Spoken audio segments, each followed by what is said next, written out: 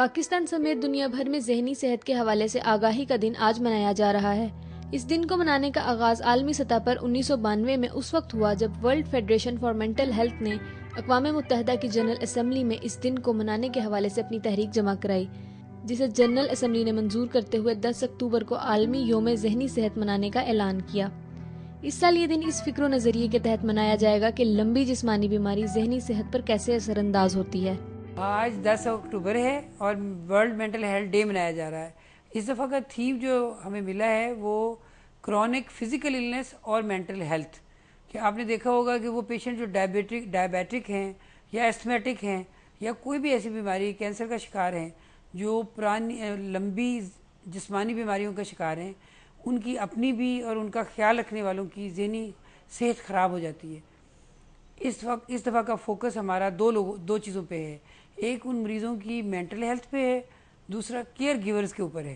کہ کس طرح سے کیئر گیورز کو ہدایات دی جائیں کہ وہ اس کی کیئر کرتے کرتے اپنی ذہنی صحت کا کیسے خیال رکھیں۔ اور ایک یہ کہ ان مریضوں کی اگر مینٹل ہیلتھ کو ہم امپروو کر دیں، ہم سائیکو تھیراپی اور کچھ ان کی گائیڈ لائنز ان کے پاس ہوں، تو وہ اپنی بیماری کا مقابلہ زیادہ خوش اسلوبی سے کر سکتے ہیں۔ اس کے ساتھ ساتھ چونکہ پاکستان میں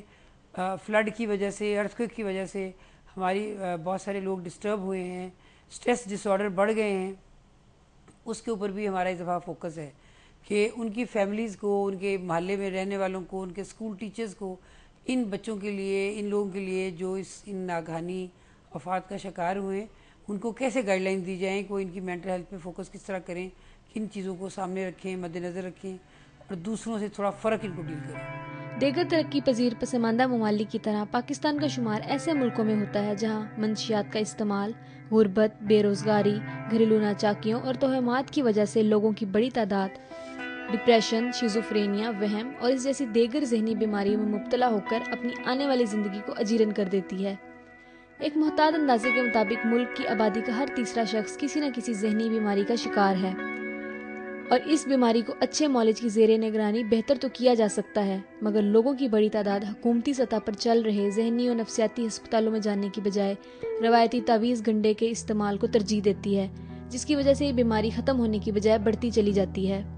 اب سائنس نے اور طب نے اتنی ترقی کر لی ہے کہ ماشاءاللہ بہت سارے امراض کا ہم یہ سمجھتے ہیں کہ علاج بھی بہت حد تک میسر ہے۔ اب ادویات اتنی محفوظ ہیں اور وہ اتنی مؤثر ہیں کہ جو شخص ڈپریشن کا شکار ہے یا شیزوفرینک ہے یا مینک ڈپریسو النس کا شکار ہے، ہم یہ سمجھتے ہیں کہ وہ پھر سے باقاعدہ ایک مفید شہری کے بطور زندگی گزار سکتے ہیں۔ پاکستان جیسے ملک میں بھی اس دن کی اہمیت اس لیے بھی زیادہ ہو جاتی ہے کیونکہ پاکستانی آبادی میں ابھی بھی یہ توہمات اور کچھ رسوم اور رواج جو ہمارے ہیں، قوم ابھی تک انہی کے پیچھے لگی ہوئی ہے۔ آج بھی لوگ یہ سمجھتے ہیں کہ جتنے ذہنی امراض ہیں یہ آسیب ہے یا سایہ ہے یا جادو ٹونے ٹوٹکے کا اثر ہے، حالانکہ حقیقت یہ ہے کہ یہ آسیب یا سایہ سے ہٹ کے یہ ذہنی امراض دماغ کے اندر پیدا ہونے والی کیمیائی تبدیلیوں کی وجہ سے ہیں۔ اور ہمیں یہ اندازہ ہے کہ خواہ وہ مرگی کا مرض ہو، خواہ وہ ڈپریشن کا ہو، خواہ وہ یہ OCD جس میں وسوسہ اور وہم کی مرض سامنے آ جاتا ہے یا ڈپریشن کا مرض ہے، جیسے ہم دیکھتے ہیں کہ بہت ساری ہماری آبادی جس میں 5-10% ڈپریشن کے لوگ خودکشی بھی کرتے ہیں اور ہم ہر روز اخبارات میں پڑھتے ہیں، تو یہ وہ لوگ ہیں جو کہ ان بیماریوں کا شکار ہیں۔ جو شیزوفرینک جن کو ہم خطرناک مریض بھی کہتے ہیں نفسیاتی حوالے سے، وہ بھی اسی بیماری اور عارضے کا نام ہے کہ دماغ کے اندر وہ کیمیکلز کی جو زیادتی ہے، ادویات کی جب اس کو ہم بیلنس میں لے کے آتے ہیں تو وہی لوگ پھر سے ایک نارمل زندگی گزارنا شروع کر دیتے ہیں۔ پاکستان میں سرکاری سطح پر ذہنی امراض اور ان کی صحت کے لیے کئی ادارے کام کر رہے ہیں، جہاں مریضوں کو نہ صرف ان بیماریوں سے نجات دلائی جاتی ہے بلکہ انہیں ماہر نفسیات کی زیر نگرانی اس قابل بنایا جاتا ہے کہ وہ آنے والی زندگی میں اپنے آپ کو اس قابل بنا لیں کہ انہیں کسی اور کی ضرورت محسوس نہ ہو۔ یہ دوسری بیماریوں کی طرح کی ایک بیماری ہے جو کہ کسی بھی نارمل انسان کو ہو سکتی ہے، اس لیے ان کے ساتھ پیار، محبت، ان کے ساتھ ہمیں جیسے ہم اپنے دوسرا کوئی مرض میں مبتلا ہو جاتا ہے ہمارا عزیز، تو جیسے اس کی ہم کیئر کرتے ہیں، ان کی بھی ہمیں ویسے ہی کیئر کرنی چاہیے۔ تو اس ریہیبلیٹیشن میں کا سب سے مقصد یہ ہے کہ یہ وہ پیشنٹ جو تھوڑے اسٹیبل ہو جاتے ہیں، جن میں تھوڑی انسائٹ ڈیولپ ہو جاتی ہے، ان کو ریہیبلیٹیشن سینٹر جو ہے PMH کا، یہاں ان کو ٹرانسفر کر دیا جاتا ہے، شفٹ کر دیا جاتا ہے، اور ہم 3 ایریاز کے اوپر فوکس کرتے ہیں ان کی ریہیبلیٹیشن کے حوالے سے۔ ایک تو ان کی پرسنل ہائیجین، دوسرا ان کے سوشل سکلز، تیسرا ان کے ووکیشنل سکلز۔ تو ان 3 ایریاز پہ ہم فوکس کرتے ہیں، جس کے لیے ہمارے پاس ٹرینڈ سٹاف موجود ہے، اور ان کے علاوہ ہم ان کو جو فزیکل ایکسرسائز، ان کی جو ایکسٹرا کریکولر ایکٹیویٹیز ہیں اس میں بھی ان کو انوالو کرتے ہیں۔ ڈیلی کا ہمارا ایک اسکیجول ہے جس میں ہم ان سے انڈور اور آؤٹ ڈور سپورٹس جو ہے وہ ان کا ہمارا ایک پروگرام ہے جو کہ موسم کے حساب سے ونٹر اور سمر کے حساب سے ہم ارینج کرتے ہیں، اور یہ ہمارے سپورٹس سینٹر ریہیبلیٹیشن کے ہر یونٹ میں ہیں۔ ذہنی امراض میں مبتلا لوگوں کی بڑی تعداد احساس کمتری کا شکار ہوتی ہے، جسے عموماً ماہر نفسیات کی زیر نگرانی ادویات کے بغیر اچھی دیکھ بھال کے ذریعے اس قابل بنا لیا جاتا ہے کہ وہ معاشرے میں اپنا مقام حاصل کر سکیں۔ میری ندم کا عنوان ہے عورت وفا کرے تو ہو جاتی ہے قربان، عورت نفرت کرے تو بنتی ہے طوفان، عورت کی محبت بھی امر، نفرت بھی امر ہے، نفرت بھی دائم، مرد بے وفائی کر کے اس سے ہوتا ہے پشیمان، عورت وفا کی دیوی، عورت وفا شار، آئے وفا پہ حرف تو دے دیتی ہے یہ جان۔ ریہیبلیٹیشن سینٹر بنانے کا سب سے بڑا جو فائدہ بھی تھا وہ یہ کہ ہم گھر والوں کی جو ان کے گھر والے ہیں ان کو بلا کے ان کی کاؤنسلنگ بھی کرتے ہیں کہ ان کو بھی اویئرنیس بھی ہو اور ان کو ان پیشنٹ سے ڈیل کرنے کا بھی پتہ چل جائے کہ کس طرح سے اگر تھوڑا سا ریلیپس میں ہوتا ہے تو فوراً سے پہلے دوائی دینی ہے یا ان کو کس طرح سے ہینڈل کیا جانا ہے۔ اس طرح سے ہمارا جو ٹرن آؤٹ ہے وہ بہت بہتر ہو جاتا ہے۔ پیشنٹس کے گھر والے جب پیشنٹس کو لے بھی جاتے ہیں تو ہمارے ساتھ ان ٹچ رہتے ہیں، اور ان کی پھر یہ مرضی نہیں ہوتی یا یہ بہت زیادہ وہ اس بات پہ زور نہیں دیتے کہ ہم اپنے پیشنٹ کو داخل کروائیں۔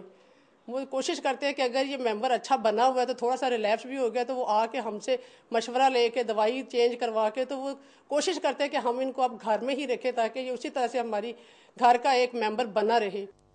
پاکستان سمیت دنیا بھر کے تمام ذہنی معالجین کی رائے ہے کہ انسان اپنی زندگی میں کبھی نہ کبھی کسی ذہنی بیماری میں ضرور مبتلا ہوتا ہے، اور وہ مریض خوش نصیب ہوتے ہیں جو اپنی ویل پاور کے ذریعے ان بیماریوں سے شفا حاصل کر لیتے ہیں، جبکہ باقی ماندہ مریضوں کو ڈاکٹرز کی خدمات ضرور حاصل کرنی چاہیے۔ بعض لوگ سمجھتے ہیں کہ جو باقی کچھ معالجین ہیں جیسے نیورو سرجنز ہیں یا نیورو فزیشنز ہیں، کیا وہ بھی اس بیماری کا، یا سائیکالوجسٹ جو ہیں وہ بھی معالجین ہیں؟ ہاں، سائیکالوجسٹ تو ہمارے ساتھ ایک ٹیم کا حصہ ہوتے ہیں،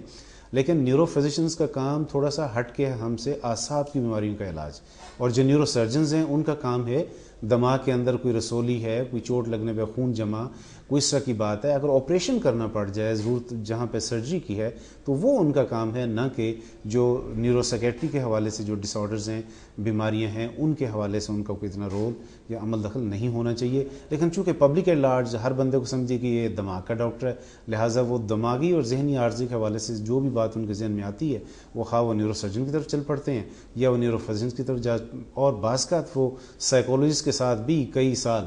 اسی چکر میں رہتے ہیں، حالانکہ سائیکالوجسٹ کا اپنا نالج ان ذہنی امراض کے حوالے سے ایک محدود نوعیت کا ہوتا ہے، وہ معالج نہیں ہوتے، وہ ماہر ضرور ہیں نفسیات کے، لیکن ان کے ذمے اور طرح کا کام ہے کہ مریض کی اسیسمنٹ جو ہے یا کچھ جو بیہیورل ٹیکنیکس ہیں اس حوالے سے اس کی مدد کریں، لیکن جو اصل علاج ہے وہ جو سائیکیٹرسٹ ہیں جو بنیادی طور پر ڈاکٹرز ہیں اور پھر وہ نیورو فزیشن بھی بنتے ہیں اور وہ نیورو سائیکیٹرسٹ بھی بنتے ہیں، اس کے بعد کئی سالوں کے مزید کورس اور سٹڈیز کے بعد وہ صحیح معالج ہوتے ہیں ان امراض کے حوالے سے۔